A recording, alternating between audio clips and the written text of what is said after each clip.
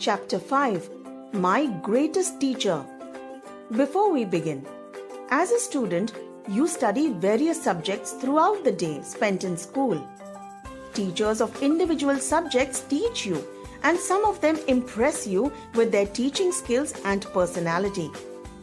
Do you think a lesson, a topic, or a way of teaching can bring about an important change in a student's life? Can it prove out to be a turning point that could shape the purpose of life? This is an anecdote from the inspiring life of Dr. APJ Abdul Kalam. I remember my teacher, Shri Siva Subramania Iyer, who taught me in class 8th. It was he who sowed the seeds of vision in my life. He was an outstanding teacher, and all of us loved to attend his class. One day, he was teaching us about a bird's flight. He drew a diagram of a bird in flight and explained how it flies. He also explained how it changes direction during the flight. For the next 25 minutes, he taught us concepts such as lift, drag, and how birds fly in formations of 10, 20, or 30. At the end of the class, he asked us all whether we had understood how a bird flies. I said I had not understood. When I said this, he asked whether the others had understood or not. Some students nodded in positive, but many students said that they too had not understood. Our teacher was really concerned about this, but he did not get upset by the majority of response. He wanted us to understand the principles of flight.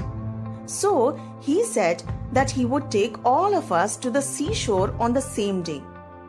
That evening, the whole class was on the beach. He drew our attention to the seagulls flying in formation. There were about 20 of them.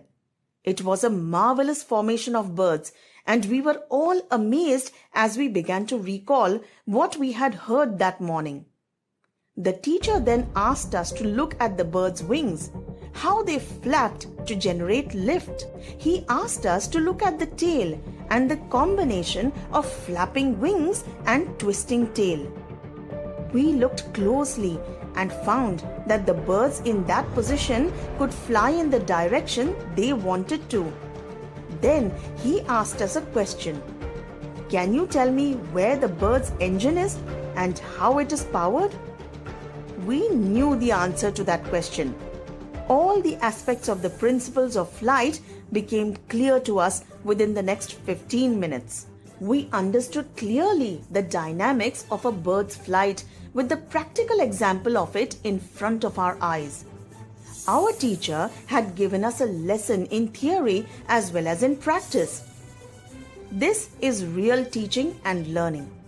I thought to myself, for me, this incident was not merely an understanding of how a bird flies. That evening, on the seashore of Rameswaram, I decided that I wanted to study all I could about the concept of flight.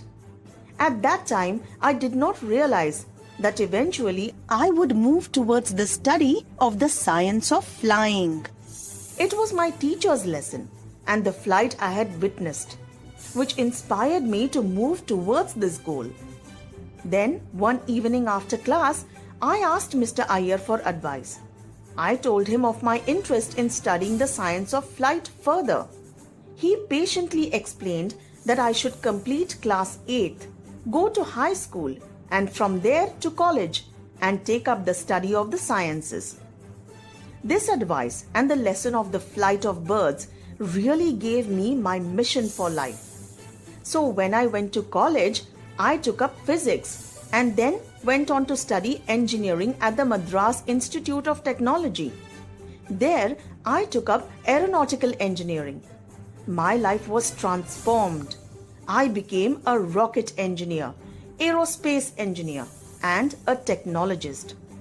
This memory of my teacher encouraging me to ask questions and then showing real-life examples to help me understand remained with me all my life. After all, it had proved a turning point in my life. It initiated and eventually shaped my profession. Shri Siva Subramania Iyer was the catalyst who ignited our young minds by allowing us to ask questions and then answering them till we achieved complete understanding.